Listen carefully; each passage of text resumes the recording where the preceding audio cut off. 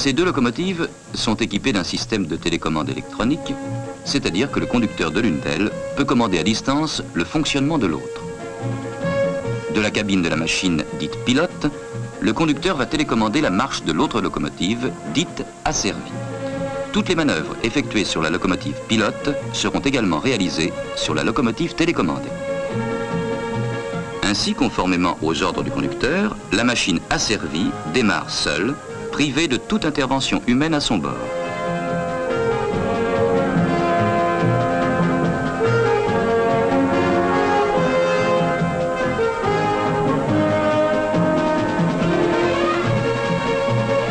Après avoir coupé le courant des moteurs, le conducteur télécommande l'action du frein, la locomotive asservie s'arrête.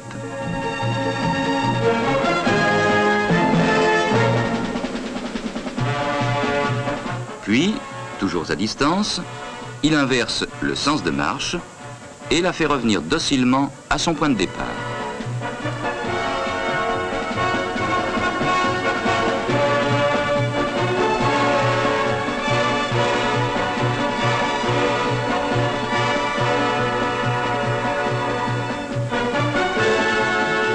Après cette démonstration, passons à la réalité. L'utilisation normale de la télécommande consiste à incorporer des locomotives dans un train. La machine de tête a naturellement son dispositif de télécommande mis sur position pilote et le conducteur est à son bord.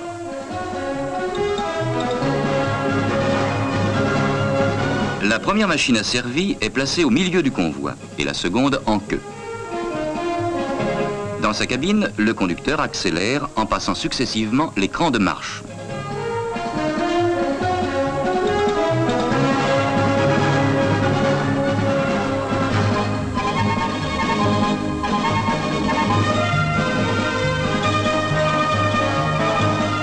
Sur un pupitre auxiliaire, il vérifie constamment le bon fonctionnement des deux machines asservies qui lui confirment à distance l'exécution de ses ordres.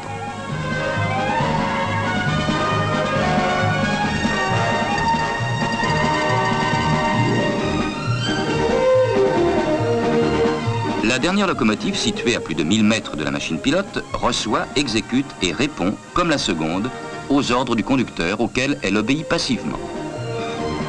Une conversation électronique permanente entre les trois locomotives assure l'échange des ordres et des réponses. La machine pilote transmet ses ordres par l'intermédiaire d'un courant porteur haute fréquence véhiculé par la caténaire.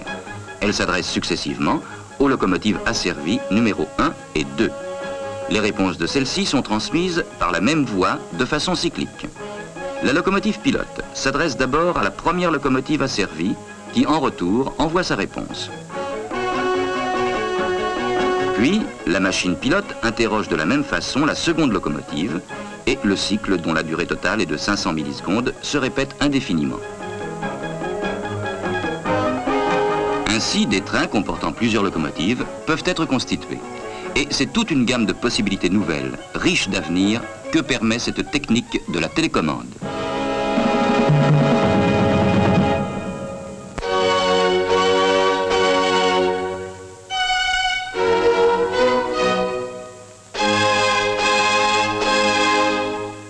La Régie autonome des transports parisiens, à lors des 10e Jeux olympiques d'hiver, a porté son concours à la ville de Grenoble.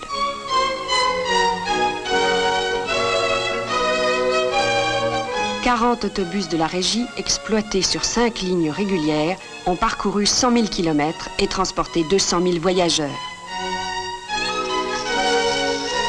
À cette tâche est venue s'ajouter l'organisation des transports entre Grenoble et les 5 stations où se déroulaient les épreuves. 600 autocars et 500 minicars ont ainsi couvert un demi-million de kilomètres. Enfin, durant cet événement exceptionnel, la Régie a fait bénéficier la Société grenobloise de transport de son assistance technique.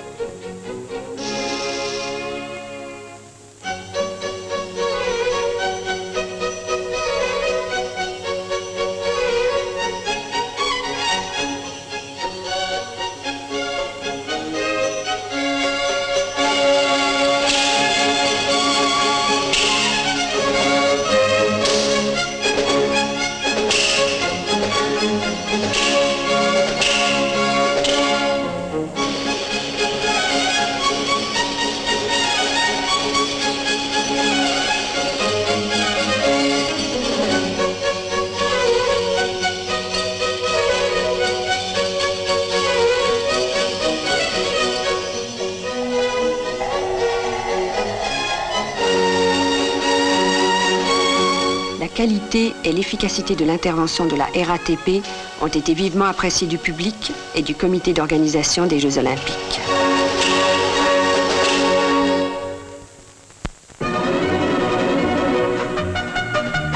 Même paré comme un caniche, le lévrier du rail, riche d'un passé prestigieux, n'a toujours rien perdu de sa puissante beauté.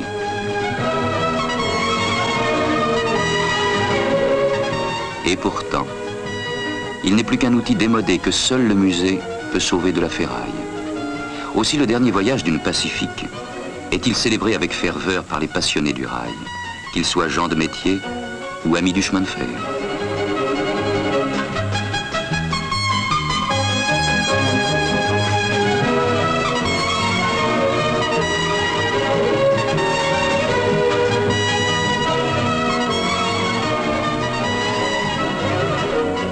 Sans doute le public est-il satisfait de l'évolution qui, inexorablement, efface du ciel les étranges paraphes tracés par les locomotives à vapeur.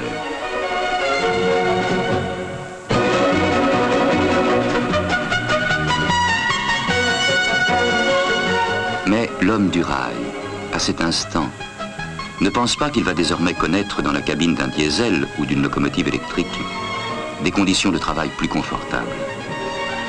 Il songe aux longues heures passées à surveiller le martèlement des pistons, à écouter le halètement de la vapeur, à vibrer à l'unisson avec sa Pacifique.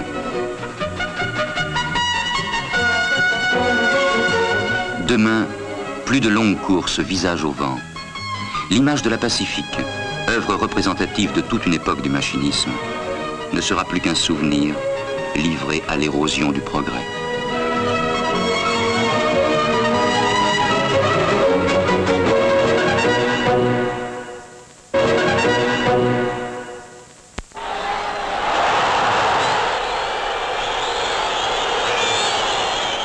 Le train spécial en direction de Liège partira voie 15.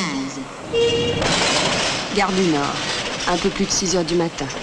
Tôt levé ce dimanche, quelques 1200 voyageurs ibériques se pressent en rang serré à l'embarquement pour voir 11 des leurs livrer un match au résultat sans appel contre l'équipe nationale belge.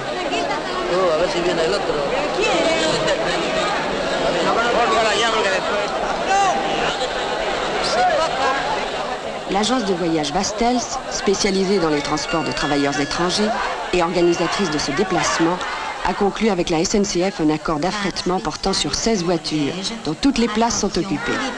Le football espagnol connaît une vogue égale à celle des arènes. Gaies, exubérantes même, ces familles espagnoles clameront leur foi au Velázquez, à Amancio, face aux grands de Valk, Van Moer et autres Van Imst, vedettes de ces Jeux internationaux. Une idée dans le vent. Un meneur de jeu anime Radio Crochet, interview de provinciaux espagnols et concours de pronostics.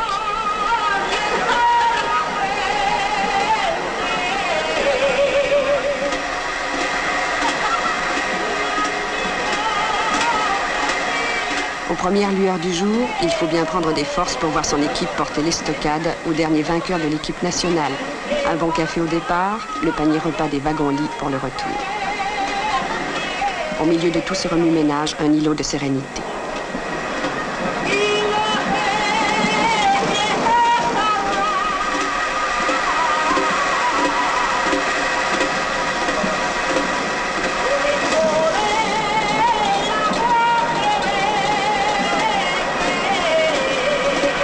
L'organisateur, M. Vastels, et les représentants du rail tant français qu'espagnol ont tout prévu pour cette farandole ferroviaire.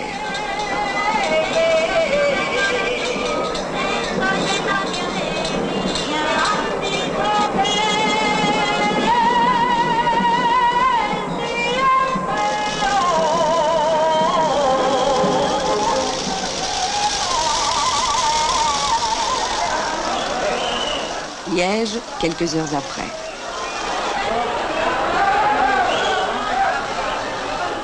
Dans la station des Guillemins, le délire de plus d'1 millier de supporters enthousiastes, la fête continue. «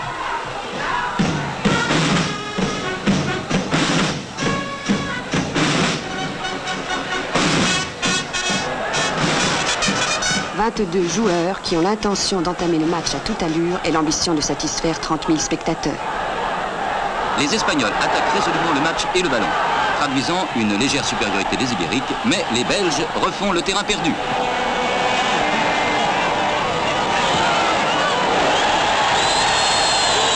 Premier but. Mais l'Espagne n'est pas encore battue. Malheureux Iribar.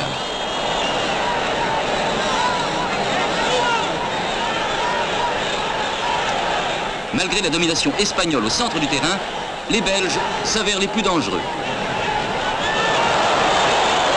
Handicap de 2 buts.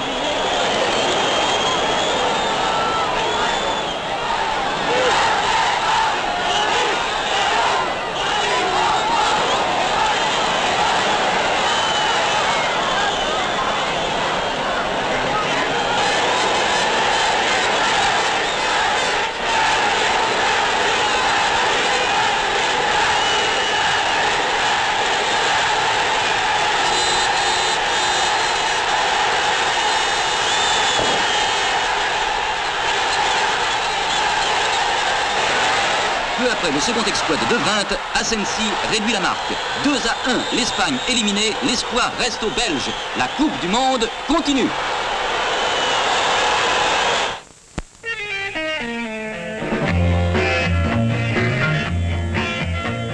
La mise en service, au début de l'année 1969, de la traction électrique entre Cannes et Vintimille a marqué l'achèvement d'une grande œuvre, l'électrification de l'artère Paris-Lyon-Marseille-Vintimille, la plus longue et l'une des plus prestigieuses du réseau français.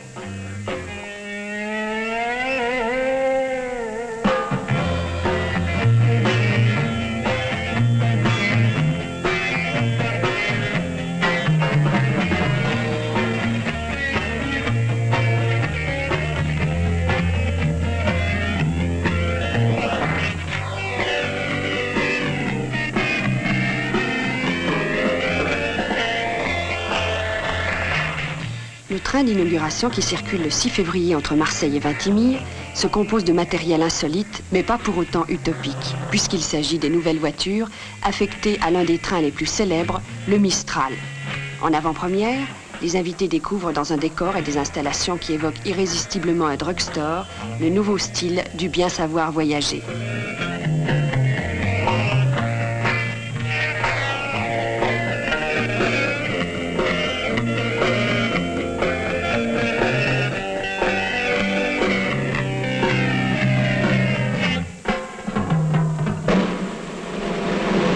La présence de M. Chamand, ministre des Transports, donne à la manifestation un éclat tout particulier. C'est également le témoignage que l'événement, sortant du domaine strictement ferroviaire, atteint une audience nationale.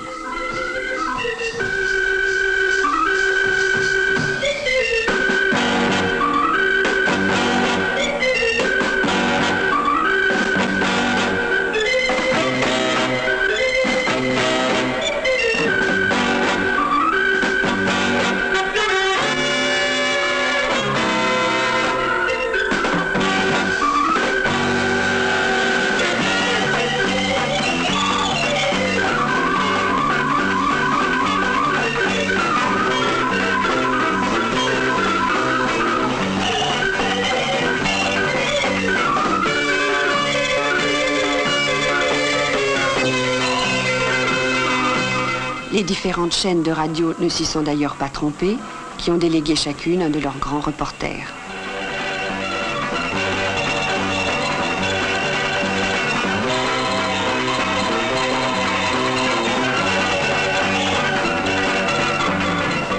La caténaire française s'avance au-devant de la caténaire italienne jusqu'à Vintimille, à quelques kilomètres au-delà de la frontière.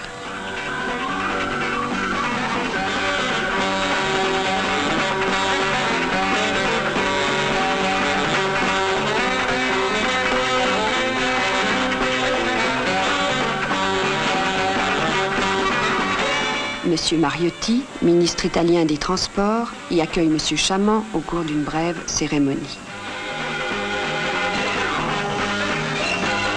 Après un rapide voyage, la délégation française et les invités italiens arrivent à Nice.